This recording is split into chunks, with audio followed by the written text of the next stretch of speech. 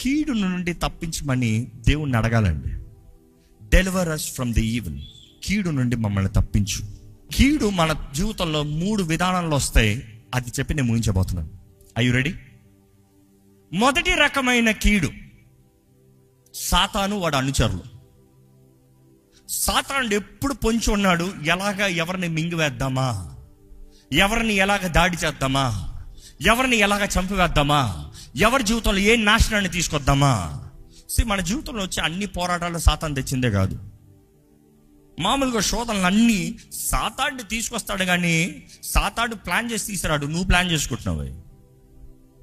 దేవుడు వాక్యంలో స్పష్టంగా ఉంది. It is what you have desired, it is what you have plotted, it's what you dreamed of.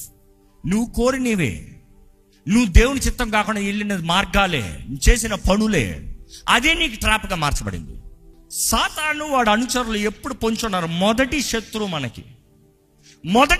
మన జీవితంలో మనల్ని నాశనం చేస్తానికి సాతాను, వాడు అనుచరులు ఎప్పుడు పొంచున్నారు. దేవుడు వాక్యం తెలియజేస్తుంది. పేతురు రాసిన మొదటి పత్రిక ఎక్కడ 5వ అధ్యాయము 8th verse చదవండి. నిబ్బరమైన బుద్ధి గలవారే మెలకువగా ఉండుడి. నిబ్బరమైన బుద్ధి గలవారే మెలకువగా ఉండుడి.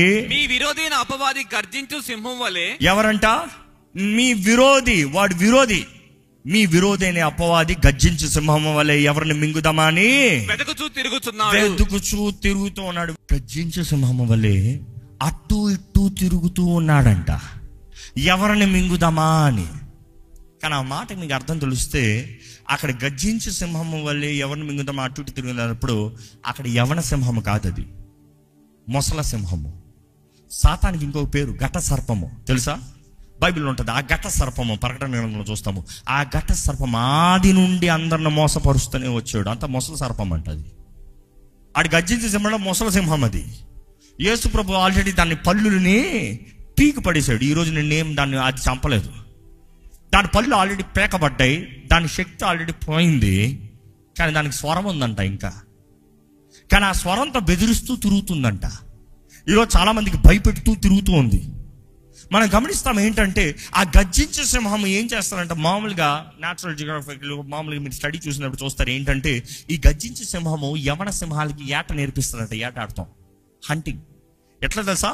యవన కప్స్, చిన్న కప్స్ మంచిగా స్ట్రాంగ్ వచ్చేటప్పటికి వాటికి నేర్పించేది ఏంటంటే, మీరు అందరు దాక్కోండి, ఆ పొదలు దాక్కు, ఆ చెట్లను దాక్కు, అక్కడ దాక్కు, ఇక్కడ దాక్కు, అన్ని చోట్ల దాక్కు.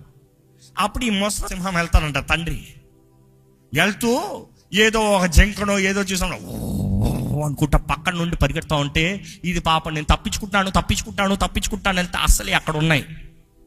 అవి ఎగిరి వీటిని ఆటాడతాయి. ఈరోజు అపవాది కూడా అదే స్ట్రాటజీ చేస్తున్నాడు. వాడు కొంచెం బెదురుస్తూ తిరుగుతున్నాడు. మనుషుడు దేవుని దగ్గరికి వెళ్ళకుండా వీళ్ళ దగ్గరికి వెళ్తూ ఈ కుట్టి సైతానులు అంటాం. ఏంటి ఆ సైతానులు? కోపం, గర్వం చిన్న సైతం కాదండి, చాలా పెద్ద సైతం. అది లేవెత్తనంట. సముద్రంలో ఉండే అన్నిటి దానికి రాజు అంట అది. యూసి ఆ సర్పము, అదే సమయంలో యూసి ఇంకా వ్యభిచారము, పోర్నోగ్రఫీ, తాగుబోతుతనము, తిండిపోతుతనం పాపమా? అవును, దేవుని వాక్యం తెలియజేస్తుంది. తిండిపోతుతనము పాపము, గట్టిని. It's a sin. మనం అనుకుంటున్నాం, నేనేం పెద్ద పాపం చేయట్లే, ఎవరు చంపట్లే, ఎవరు కొడతలే, తింటనే కూర్చుంటున్నా. That is a sin. That is a demon behind it. Be careful. You think it is comfort? No. ఆపు, చూద్దాం. What is the difference between a drug addict and you? Drugs తీసుకున్నాడు, డ్రగ్స్ తెస్తా ఆపలేడు, తిండిపోతున్నాం కదా. మామూలు తింటాం తప్పని చెప్తలేదండి. మంచిగా తినండి, మంచి ఆహారం తినండి, healthy food, what is needed eat, be strong. కానీ ఎప్పుడు చూసినా తింటూనే ఉంటారు, ఎప్పుడు చూసినా పాపం అది. ఎట్లయితే ఒక డ్రగ్ అడిక్ట్ డ్రగ్స్ ఆపలేడో, ఈ తిండి ఆపలేడు. అది కూడా సైతాన్ అనే దేవుడు నాకు తెలియజేస్తుంది. But then you have to understand, ఈ గర్జించే సింహం వాడు అనుచరుడు. వీళ్ళు తరుముతారంట, వీడు తరుముతాడంట, వారి నోట్లలోకి వేస్తాడంట.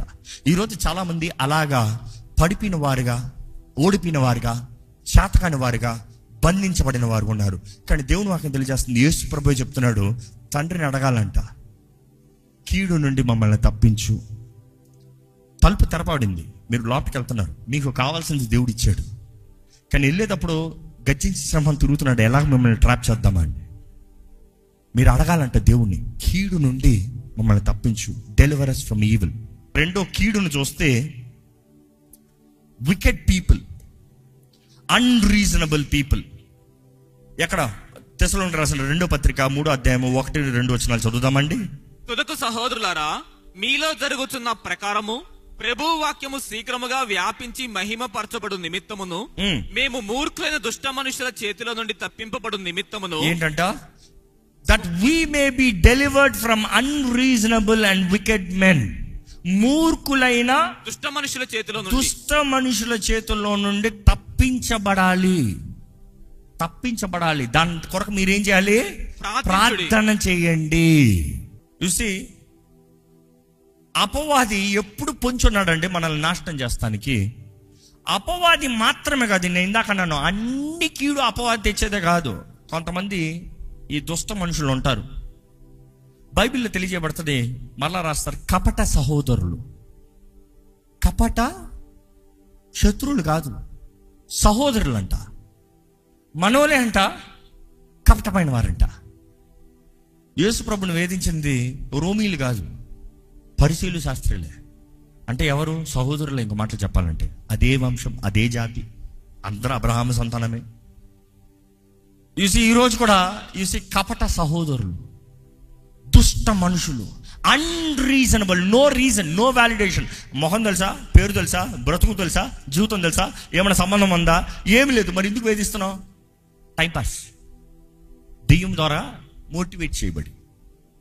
ఈరోజు కపట సహోదరులు ఎప్పుడు ఉంటారండి? అదే సమయంలో this wicked and unreasonable people will be there. మీ జీవితంలో కానీ నాకు అలాంటి వారు ఎవరూ లేరంటే నువ్వు తలుపు వేసుకుని ఇంట్లో సోమర్లా పడుకుని ఉన్నావు అని అర్థం. జీవితంలో పైకి వచ్చే ప్రతి ఒక్కరు, జీవితంలో పోరాడే ప్రతి ఒక్కరు, జీవితంలో సాధించే ప్రతి ఒక్కరికి ఎదుర్కోవాల్సింది ఇటువంటి వారు. ఎక్కడ కీడు వస్తే తప్పించు, కీడు జరిగినట్లయితే తప్పించు అని ప్రార్థన నేర్పించలే. కీడు నుండి తప్పించు, deliver us from evil. Evil is for sure. కీడు ఎప్పటికి మన ముందు అపవాది తలుస్తూనే ఉన్నాడు. అపవాది కదా కపట సహోదరులు, ఈ మనుషులు, దుష్ట మనుషులు సిద్ధంగా ఉన్నారు ఎప్పటికీ. మనం అడగాలంట, దేవా తప్పించు. మనుషులు మిమ్మల్ని మాట్లాడేటప్పుడు మీరేం చేస్తున్నారండి? మనుషులు మీ గురించి చెడ్డగా మాట్లాడేటప్పుడు మీరేం చేస్తున్నారండి? మనుషులు మిమ్మల్ని దూషించేటప్పుడు మీరేం చేస్తారు? మీకు సంబంధం లేని వారు మీ గురించి మాట్లాడేటప్పుడు ఏం చేస్తున్నారండి? ఈరోజు చాలా మంది వారితో గొడవలు పెట్టుకుంటూ కూర్చుంటున్నారు. Stop doing that. ప్రార్థన చేయండి, తప్పించమని. ప్రార్థన సహాయం అడగండి, తప్పించమని. ప్రార్థన ద్వారా నోరులు మూయించబడతాయి. సింహాల నోరులే మూయించబడ్డాయి దానియేలు ప్రార్థన చేస్తే, దేవుడు మా ప్రార్థన జవాబిస్తే. ఈరోజు ప్రార్థన చేయట్లా, సింహాలతో పోరాడదాం చూస్తున్నారు, జాగ్రత్త, తినేస్తాయి. You have to pray, humble and pray. ఈ మాట గమనించాలండి. అపవాది ఎప్పుడు పొంచి ఉన్నాడు, ఎలాగా ఆయన బిడ్డల్ని, దేవుని బిడ్డల్ని నాశనం చేద్దామా అని. అనేక సార్లు దేవుడు తలుపు తెరిచేటప్పుడు మొదటిగా అపవాది, వాడి అనుచరులు. రెండోదిగా దుష్ట వ్యక్తుల కపట సహోదరులు. మూడోదిగా get ready to get surprised. మూడో కీడ్ ఏంటి తెలుసా? మూడో శత్రువు ఎవరు తెలుసా? అది ఇందాక చదివే రోమిలికి రాసిన పత్రిక 7వ అధ్యాయంలో. ఏంటి? నీ శరీరం అంట. నీ శరీరమే నీకు కీడంట. నీ శరీరమే నీ శత్రువు అంట. నీ శరీరమే దేవుడు తెరిచిన తలుపులో ముందుకెళ్తామేమో కానీ నీకు ఆటంకాలు తీసుకొచ్చిందంట. ఎన్నిసార్లు చెప్తామండి మనమే, దేవా నా జీవితంలో మేలు చేయంటే దేవుడు మేలు చేస్తున్నాడు, తలుపు తెరియంటే తెలుస్తున్నాడు, ఏదో ఒక సంబంధాన్ని ఇస్తున్నాడు, ఏదో ఒక అవకాశాన్ని ఇస్తున్నాడు, ఏదో ఒక తరుణాన్ని ఇస్తున్నాడు. But you are destroying it with your own desires, self desires. నీ సొంత స్వార్థ ఆశలతో, సోమర్తనంతో. కొంతమంది చూడండి, సోమర్తనం ఎందులో? మైండ్ చాలా ఆశపడుతుంది. పొద్దుట లేచి నేను ఇది చేయాలి, అద్దది చేయాలి, అక్కడికి వెళ్ళాలి, ఇక్కడికి వెళ్ళాలి, అది సాధించాలి. పొద్దులే లగలేను, అలాం కొట్టే అబ్బా చూసుకోవాలి. సోమర్తనం దేనికి సంబంధించింది? శరీరానికి సంబంధించింది. యువర్ బాడీ ఇస్ సేయింగ్ వెళ్ళొద్దు. ఆలయానికి వెళ్తాం, ఆన్లైన్ చూసుకుంటాం. కొంతమంది ఉద్యోగాలన్నీ వెళ్ళరు. ఇంకోటి ఏం చేస్తారు తెలుసా? సండే కదా, ఆఫ్ కదా, శుభ్రంగా పడిపోదాంలే,